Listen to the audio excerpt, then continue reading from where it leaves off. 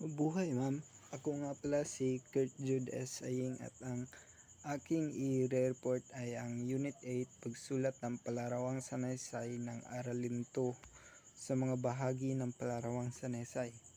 Unang bahagi ay panimula. Larawan 1, mga bahagi ng bumubuo sa isang kamera. Pansinin ang larawan. Paano mo maiuugnay ang larawan sa pagsulat? Ano ang sinisimbolo ng isang kamera para sa isang manunulat at mambabasa? Ang bawat bahagi ba ng kamera ay maaari ding maiugnay sa ating lipunan? Ang pagbabasa at pagsusulat ng palarawang sanaysay ay nangangailangan ng mapanuring mata upang makilatis ang mensaheng hatid ng larawan. Kailangan rin ng lente at ilaw upang maunawaan ang ibig sabihin ng sanaysay. Mula sa nakaraang aralin, tinalakay ang kahulugan, katangian, layunin at gamit ng palarawang sanaysay. Sa aralin na ito, tutuklasin naman natin ang mga bahaging bumubuo rito. Sa aralin na ito ay matutuklasan o matutunan natin ang mga bahaging bumubuo sa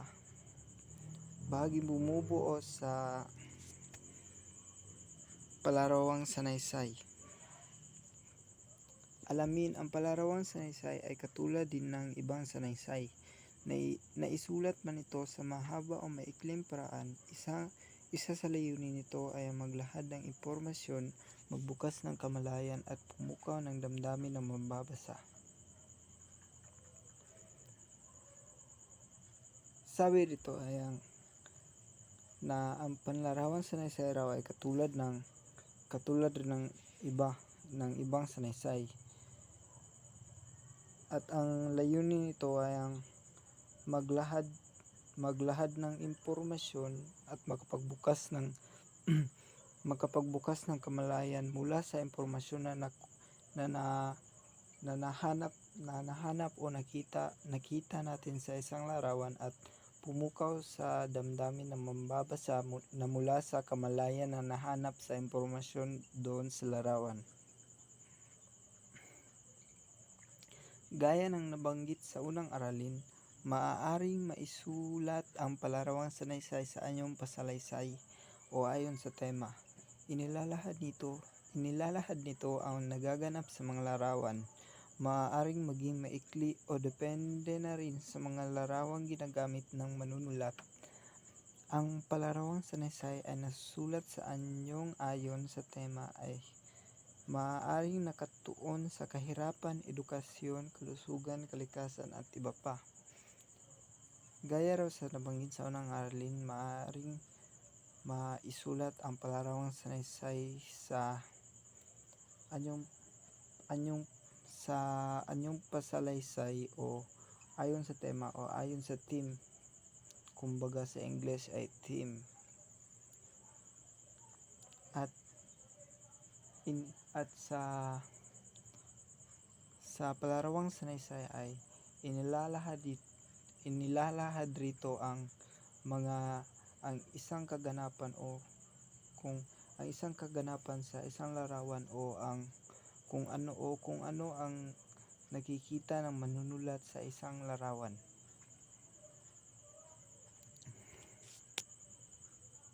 Mga dapat isaalang-alang sa pagsulat ng palarawang sanaysay.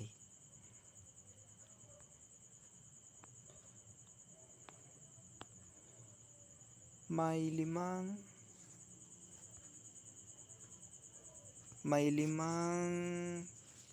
dapat isaalang-alang sa pagsulat ng palarawang sanaysay at ang una ay ang organisadong daloy ng sulatin.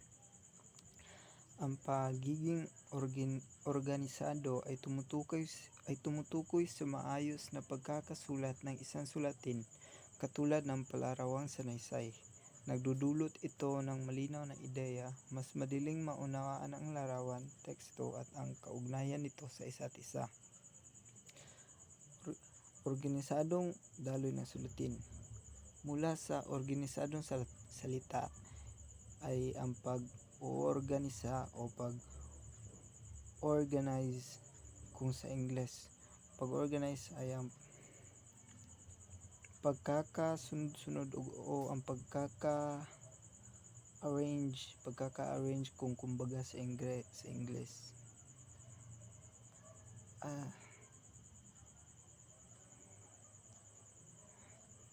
Makabuluhan at napapanahong paksa. Maraming paksa sa paligid, ngunit hindi lahat ay makabuluhan dahil may mga paksang hindi kaugnay ng katotohanan o kaya ay hindi kakikitaan ng paglinang ng kasanayang mabuhay. Marami na rin ang gasgas na paksa na hindi na dapat ulit-ulitin pa dahil hindi na naaangkop sa panahon. Makabuluhan at napapanahong paksa. Ito yung mga paksang napapanahong paksa ay ito yung mga nagamit ng paksa o mga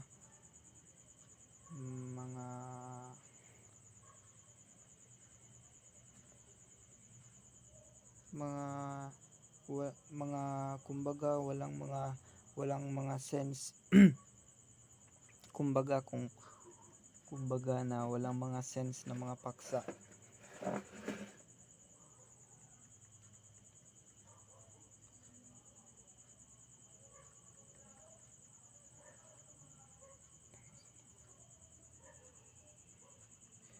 At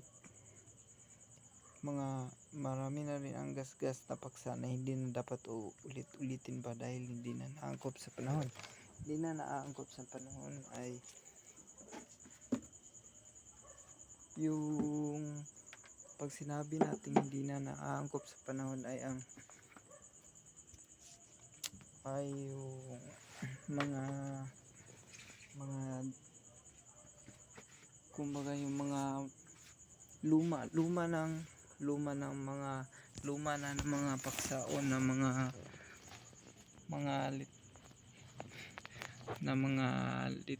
luma ng mga litrato o mga paksa.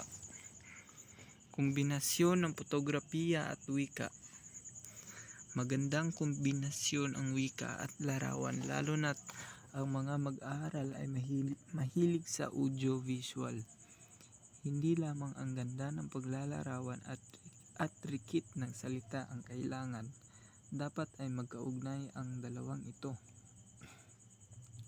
So sa kombinasyon ng fotografiya at wika, ito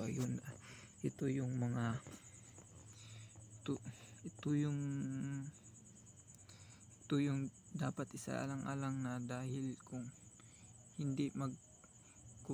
walang kombinasyon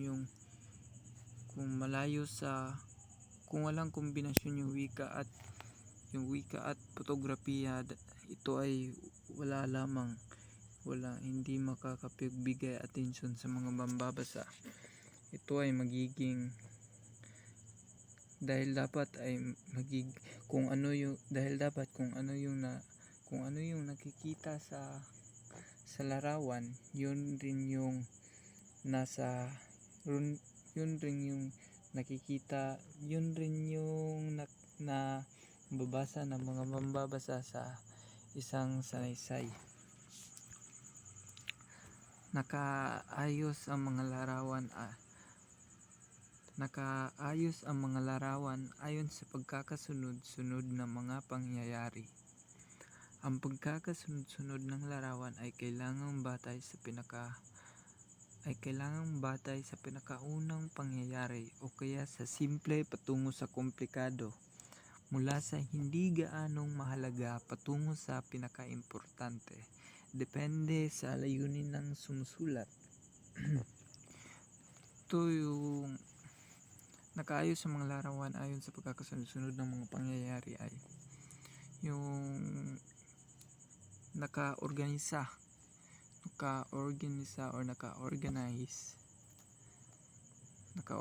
ang mga larawan, naka-organisa ang mga larawan ang mga larawan ayon sa mga pangyayari. Ang layunin ay at ang pinakahuli ay ang layunin ay magsalaysay, maglahad at maglarawan. Tandaan na ang paglarawang sanaysay ay isang sulatin na kailangan magkwento ng buong pangyayari, magbigay ng impormasyon at magamit ng mga mambabasa ang kaniyang imahinasyon. Sa paglalarawang gamit ang mga salita at magamit ng mga mambabasa ang kaniyang imahinasyon sa paglalarawan gamit ang mga salita at larawan. Layunin, di ba na ang layunin talaga ng isang panlarawang pagsanaysay ay ang magsalaysay, maglahad at maglarawan.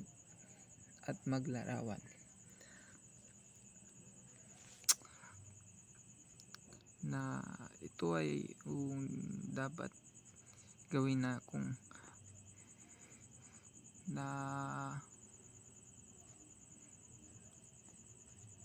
dapat na gamitin ng mambabasa na magbigay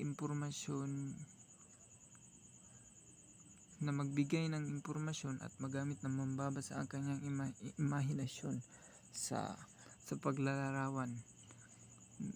Gagamitin ng mambabasa ang kanyang imahinasyon para makagawa ng isang sanaysay mula sa isang larawan at makapagbigay iyon ng impormasyon sa mga mambabasa at yun lamang po. Maraming salamat sa pakikinig.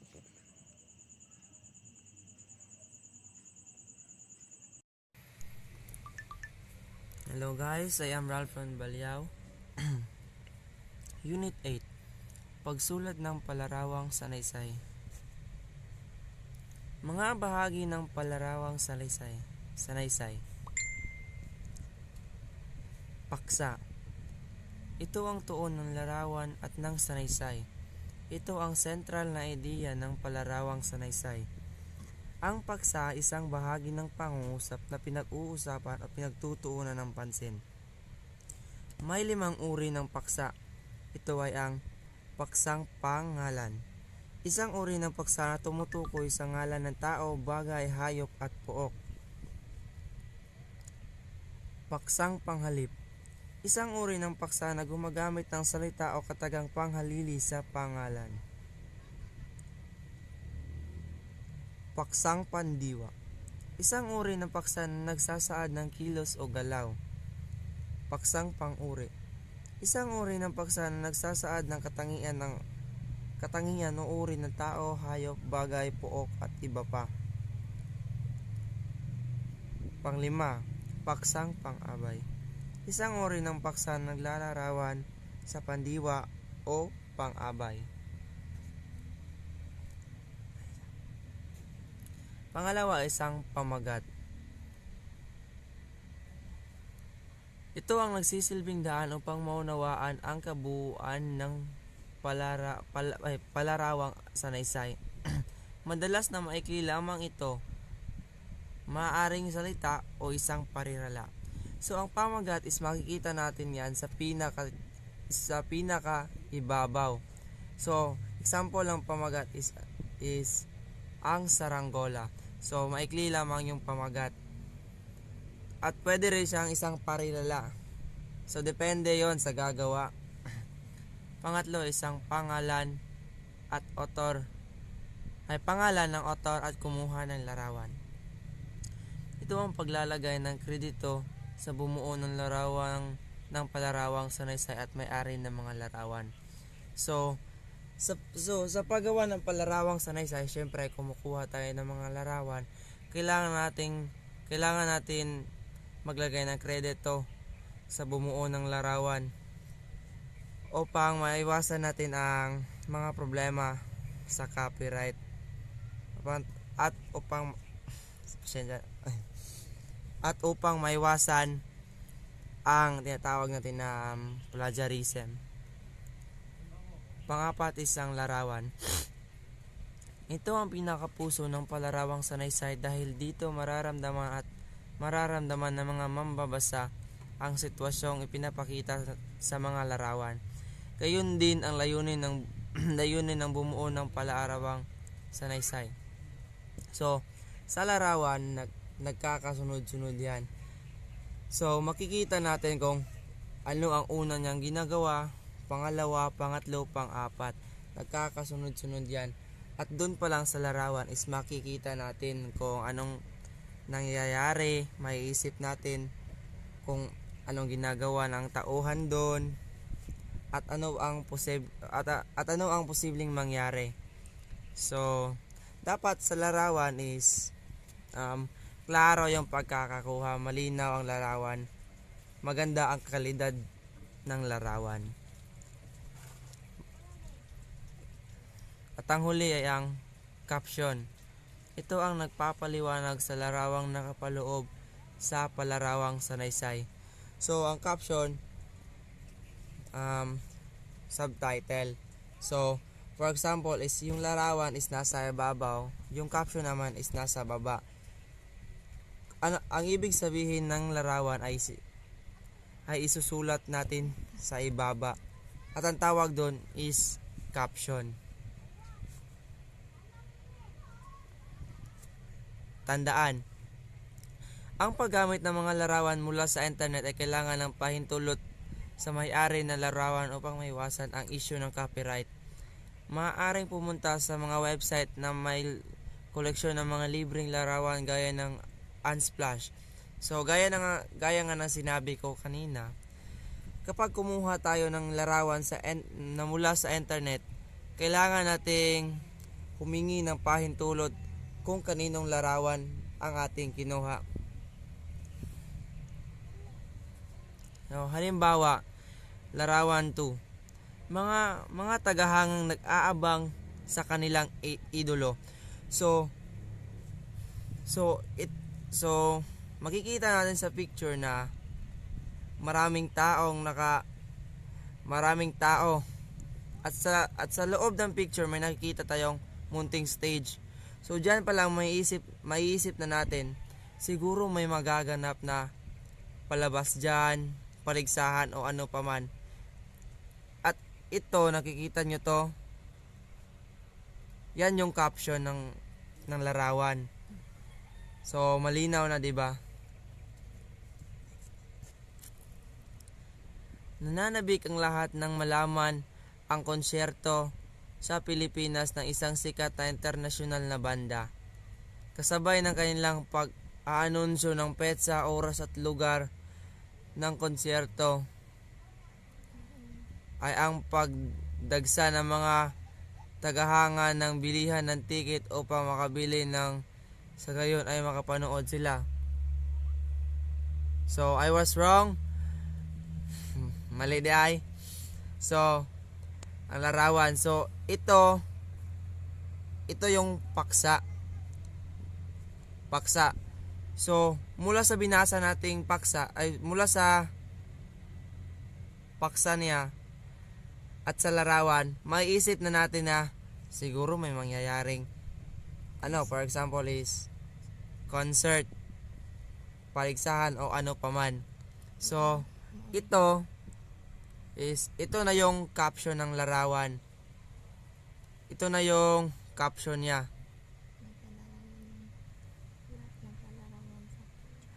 Ito yung naglalarawan sa picture. Tip: sa pagbuo ng palaarawang sanaysay ay mahalagang palaging isaalang-alang ang magandang kalidad ng mga larawan. Siguraduhin ito ay malinaw, nakikita ang mahalagang detalye. Maganda ang kulay at angkop sa kung ano ang tema ng palarawang sanaysay na nais buuin ng manunulat. So, kagaya nga ng sinabi ko kanina, na kapag kumuha ka ng larawan mula sa internet, dapat malinaw, klaro, at nakikita ang buong detalye. At nang sa ganon ay mas madaling maintindihan ng mga manunood. Yun lang po. Maraming salamat.